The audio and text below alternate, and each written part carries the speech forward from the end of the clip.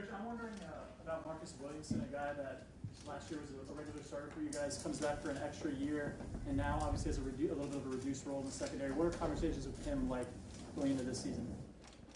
Well, first off, I think that Marcus this past week has had his best week of preparation, and he even shared with me that he got a lot of distractions out of his head. He cleared a lot of noise out and just gave himself to the team. His energy level was off the charts. His attitude was off the charts. And then, lo and behold, he plays probably one of his better games. And I just thought it was a great example of when you get focused and you dedicate yourself to the team and you don't listen to all the noise, how that can affect your performance. And hats off to Marcus. Just how much of an issue is Cam Brown kind of working through on a week-to-week basis? Obviously, he didn't play a whole lot this past week. Yeah, Cam's very, very talented. He has had injuries along the way. He's working through another one. And, we've all seen that he has the ability to play when he's out there and he's healthy. So that's something that he's been challenged with over his career. And, we're hoping that he's kind of come out of the back end of this recent one. And then, he can play his best football as we head into the middle part of the season. Second row right, Joey Kaufman, Columbus Dispatch. Ryan, wanted to ask about Trajan Mitchell. You've had a lot of young guys playing defense. He's an older guy who's now starting for the first time. What have you seen for him in the last couple weeks? I think Taraja is a unique situation because Taraja had not played much football going into the season. So while he was in the program for the last couple of years, he didn't have a ton of game experience, and now he's starting to log those reps, and you're seeing somebody who's playing much more efficiently and effectively than he did early in the season. So I think he's healthy. I think he's playing with a great attitude, and he's been making more plays. How do you feel about linebacker depth overall right now? EA didn't play last week. Do you expect he'll maybe be able to return this week, and just how comfortable are you with depth there right now? It's not something where we feel great about. We wish we had more depth there right now, but hopefully we can get EA back in the fold here, and then go from there. But at the end of the day, I think that our guys who are playing much more efficiently. But to your point, as we head into the middle part and the latter part of the season, we're going to need some depth in there to get to where we need to go. Ryan, with Matt's role expanding on the defensive side of things, how has his role in recruiting expanded? Or his involvement changed in evaluation, communication with recruits, that sort of thing? We really haven't changed that all that much. It's right now it's just still the defensive staff is continuing to work like they have, and all these guys, it's group recruiting all the time anyways, and I'm involved with it as well. We had a bunch of calls last night, and so we really haven't made a huge adjustment in that area. What sort of questions or concerns have there been from recruits and their families about sort of Kerry's role and Matt's role, sort of those two things side by side? What sort of questions have you had to answer, and how have you gone about answering those? I haven't had any. Yeah, no one's really pressed me with any of those type of questions. I think they understand what Ohio State is and understand this program, and our philosophy is not going to change. Jacob Benji, the Lantern. Hey Ryan, I'm sure it was nice to see Chris Olave return to form and kind of fill the stat sheets for you guys. I think we all know what he can do on the field. Just with him being, coming back for another year, just what does he do off the field that maybe we don't get to see that you may want to highlight? Well, I think he's practiced very well. I think the challenge for Chris is that, he's highly driven and understanding that, in order for us to get to what we need to as an offense and as a team, he has to be unselfish. And there's certain things that teams will do to try to maybe take some things away, and there's going to be stretches where the ball doesn't come his way. But if he just continues to do exactly what the play is designed to do and continues to give great effort and have a great attitude, the ball eventually is going to find him like it did yesterday or the other day. And so I think that's probably one of the biggest challenges he's dealing with right now. He's got no matter what, he's going to catch a ton of balls for us. He's got a really bright future. So it's more about just being in the right now and just doing what's best for the team at that moment. He's got a lot of big plays ahead of him this year, and but I also think that there's he puts a little bit of pressure on himself because he wants to be the best in the country, and that's good. That's what we want. We want guys like that. But his experience has really helped that room. I think that the wide receiver room has really matured in the last year, and because of that, you're starting to see that on the field. And speaking of big plays, Trajan Henderson obviously has made some over the last few weeks. Can you just update his status after you held him out in the second half, and just what you see from him on the sidelines? Yeah, he's good to go. Yeah. Third row left, Dan Hope, 11 Warriors. Ryan, what is it specifically that Mitch Rossi has done to become a guy that you trust to play in so many specific situations? Yeah, he's he's been in the program now for a while. He's gone through off seasons. He's got himself stronger. He's very intelligent, but he's really developed as a football player. He plays with a really great pad level, and he's got a unique skill set. He was a converted high school running back, and made the move over here to tight end, and so he can do some different things for us. He's got good ball skills, understands, has a good football IQ, understands how we're trying to attack defenses. He's got, again, does a good job in the pass game and in the run game. So a lot of versatility there, and having a mature guy there who's been around, a little bit older guy, is helping us. You use a guy like that as an example for your team of, hey, you get what you earn? Absolutely, yeah. I mean, when you come here at Ohio State as a walk-on, you have to embrace a role. Now, there's also going to be an opportunity along the way, and you can see some of our guys are getting on the field as walk-ons, and so those opportunities will be there. But like you said, you have to earn it. Nothing's given. Whether you're a scholarship player or a walk-on player, you have to earn it. And, he's earned it, so hats off to him. I know Mitch was placed on scholarship. Are there any other guys this year who have been added on scholarship? Not right now.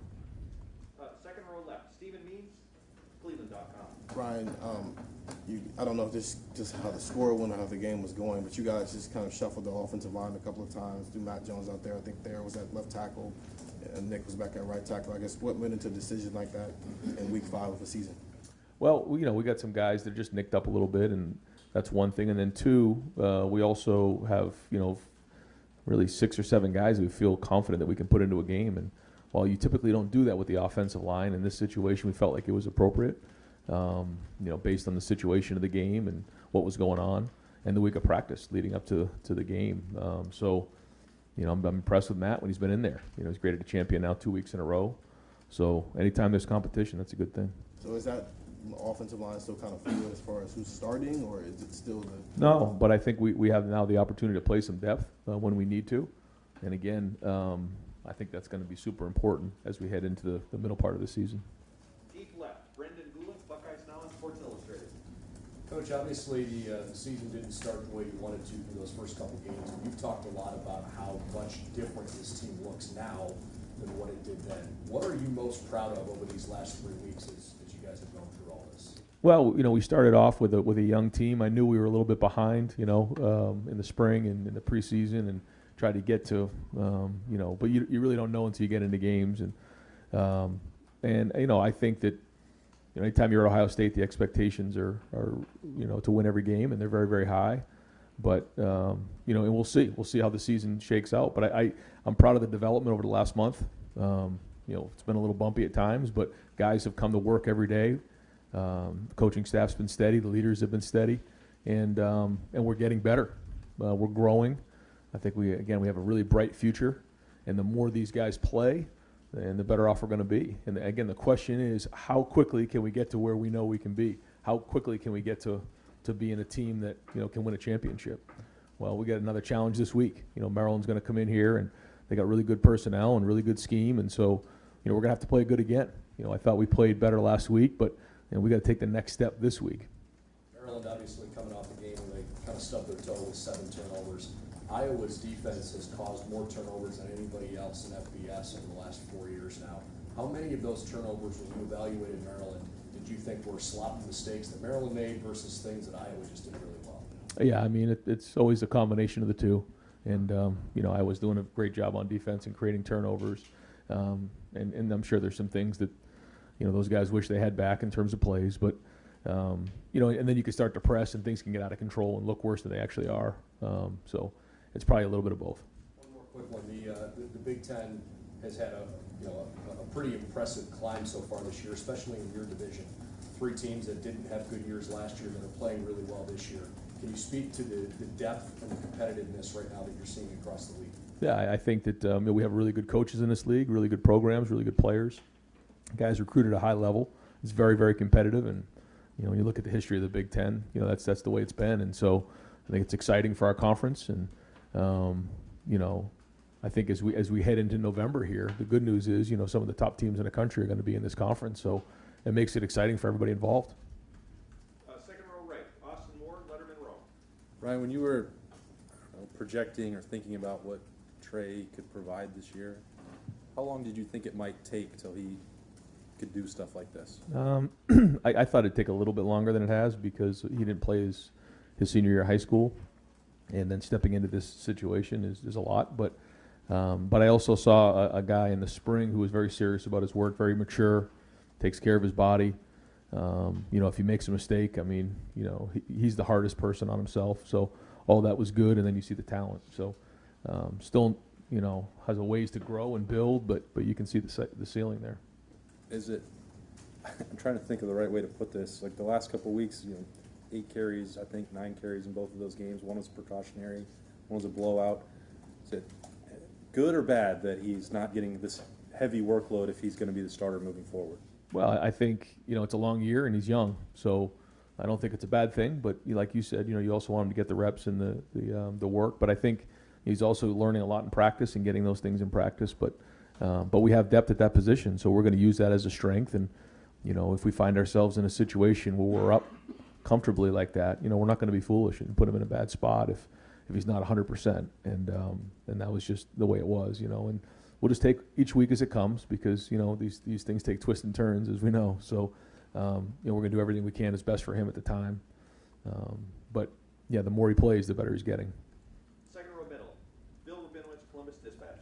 Hey, Ryan, obviously this is a week-to-week thing, but you said after the game, you agreed this was finally the team that you hoped to see. Do you feel like maybe the clouds have kind of separated a little bit, and you feel like, okay, now we can kind of take off now, or is it just? No, I don't want to say that because we had one good week, but now we got to go do it again and prove we can do it again. But there is momentum there. I think you can see it. We saw it the way we practiced. If we don't have a good week of practice, it's not going to continue. We still have a young team. We're not all of a sudden out of the woods here. This is still a work in progress, and so we got to bring it every week now. And the more times we can do that, the more we can grow upon and experiences we can look back on and say, okay, we've done it here. We've been down in games at halftime. We've been up in games where we finished teams out. We've had some different things where in the past, we didn't exactly have all those experiences. I think that in the last month we have grown, but where we're at, we'll see as we head into Maryland. And in terms of the defense, probably the best performance of the season. What did you like about it, and what did you see that you still think we still need to grow here? Well, I think that the aggressiveness was there. I thought we changed up some looks. I thought we created turnovers. I thought we practiced well during the week, and I thought the looks were accurate to what we were seeing, and I thought they carried that over to the game well, and the execution was done well there. And anytime you combine all those things with great effort and good tackling, then you got a chance to be good. So I also like the fact that, when they scored a touchdown, that one-play touchdown, we came right back the next play, blocked the extra point, and it didn't bother us. We didn't have our heads down when we came to the sideline. We blocked the extra point, and it's like it didn't even happen. We had a quick memory on that thing. We move on to the next series and played well the rest of that half. So I think that was good as well. I can squeeze in one more. Just a quick one about JTT. He started last week. He's obviously playing.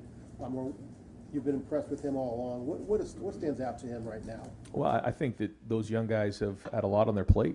They've had to play a lot. I mean, it was, kind of baptism by fire, and they brought it every day. And JT's one of those guys, and it's going to pay off huge dividends in the future for these guys. And they're being asked to do a lot as young guys right now, and so hopefully as we get some of the other guys healthy and they can take some of the load off of their shoulders, then that whole unit will be stronger. But between Tyleek and Jack and JT and those guys, I give them credit as young guys to stepping in and taking that on. But now you can start seeing some of the older guys. You saw Javonte make some plays. Zach Harrison's made some plays. That's going to be really good for that unit.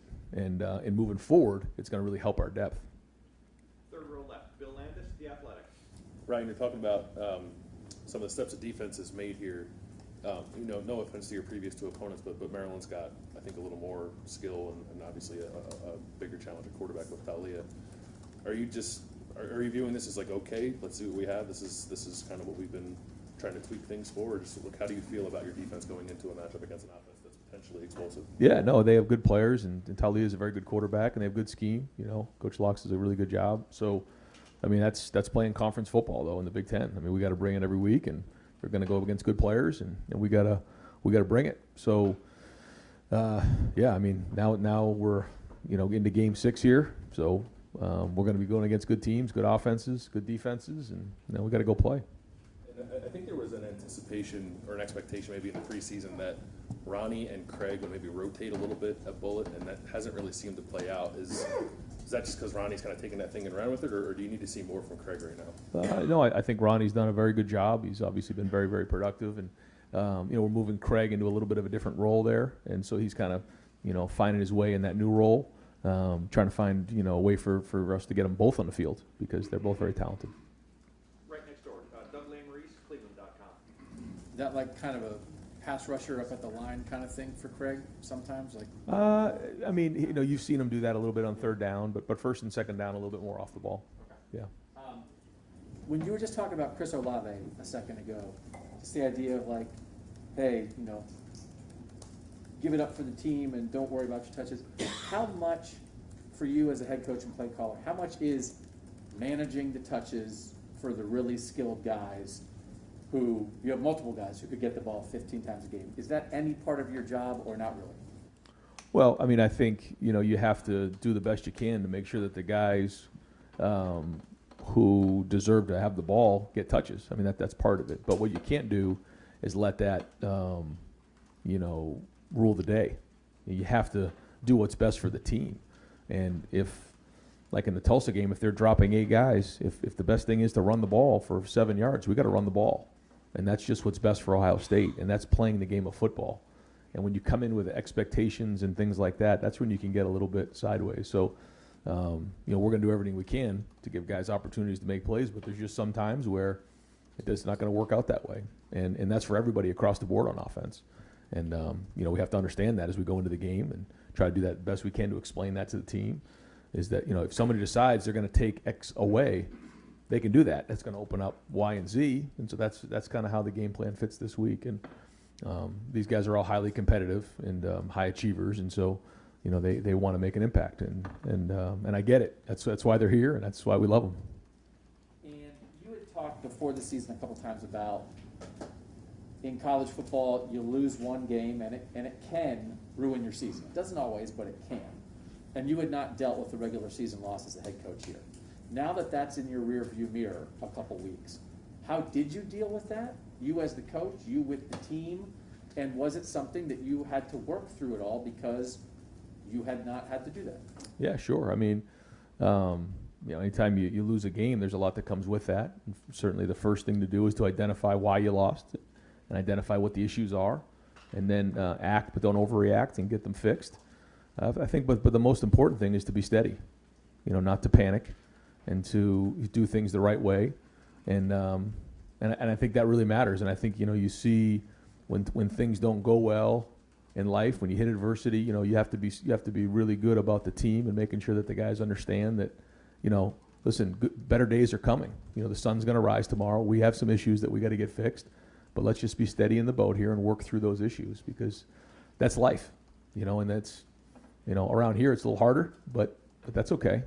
And I thought, although it was bumpy there for a little while, we kind of steadied the boat, and hopefully we get this thing going back where we need to go.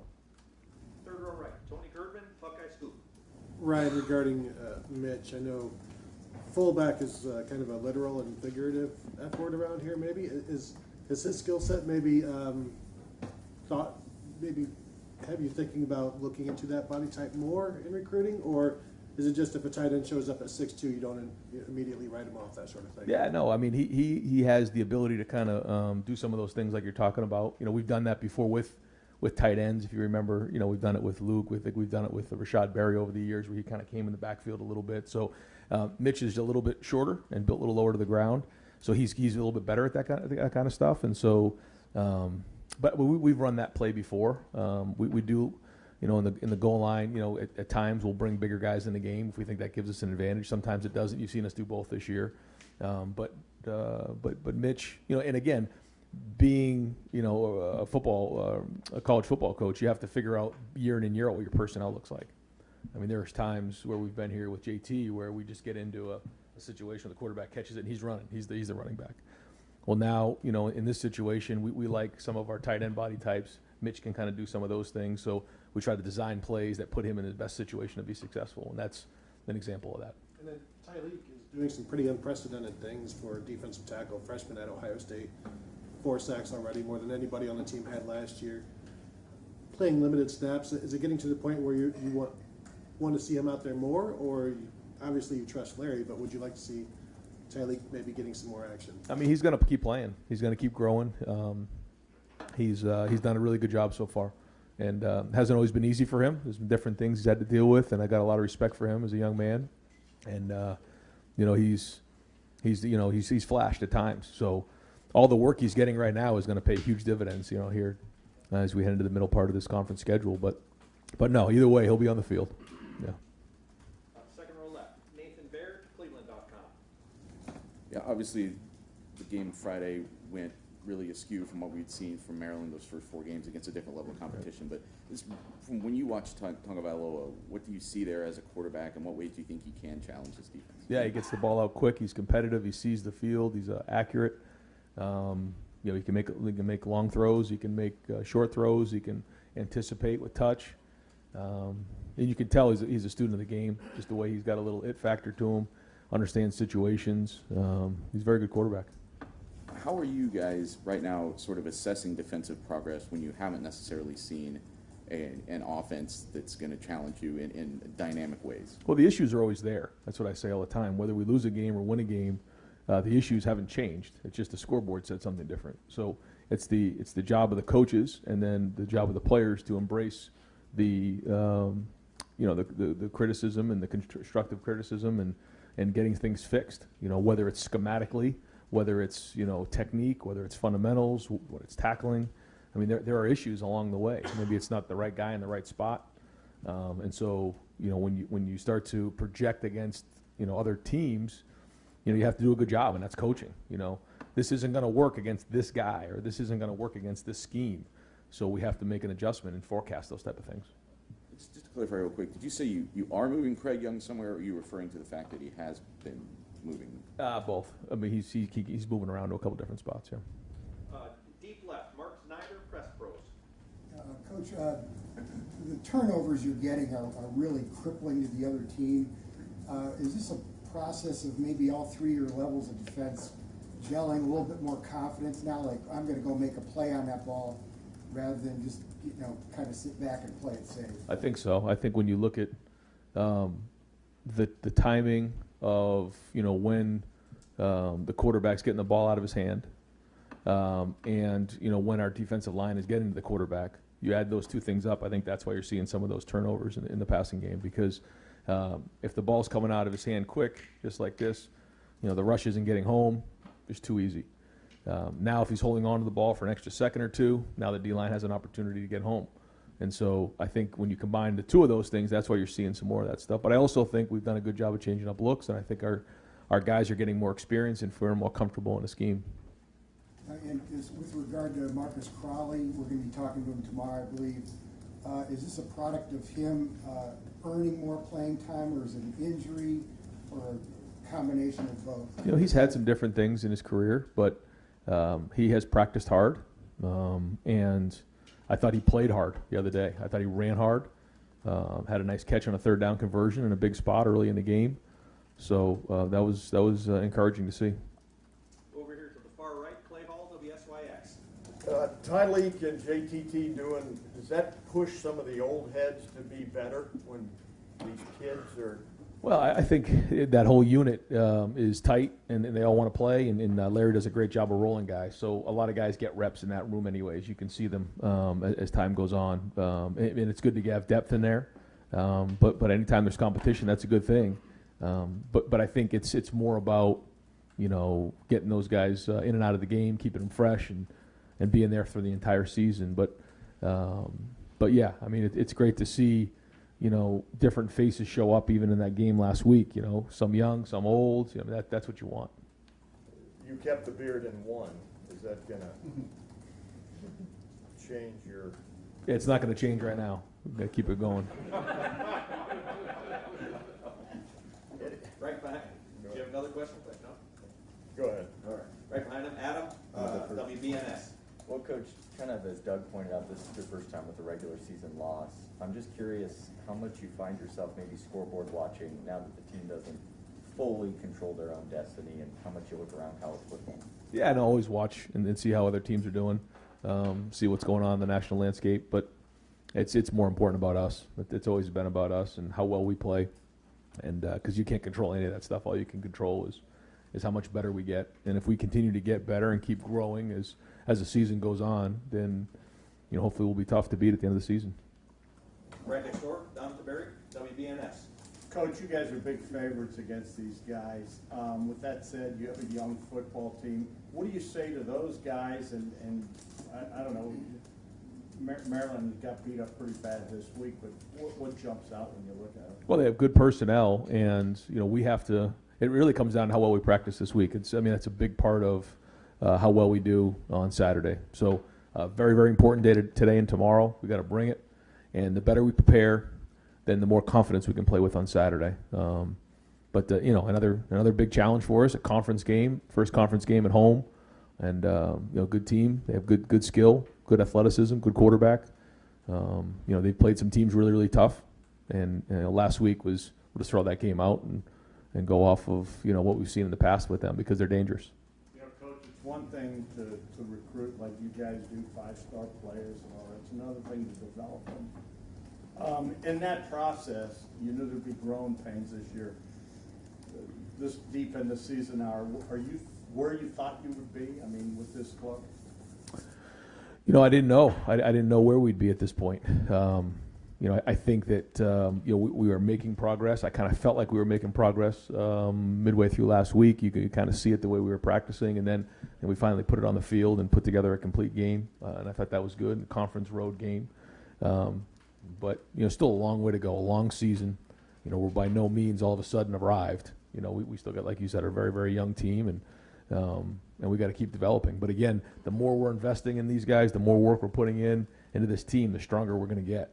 And you know, it's one thing to just kind of, you know, come into the season and win a bunch of games and just kind of cruise along. It's another thing to go through tough times and find out who people are and where things are at, and that you got to go earn it every week. You know, nothing's going to be given. I think that's one thing that you know, this team and this program understands right now is you're not just going to walk out and beat anybody, and you got to show up and you got to play.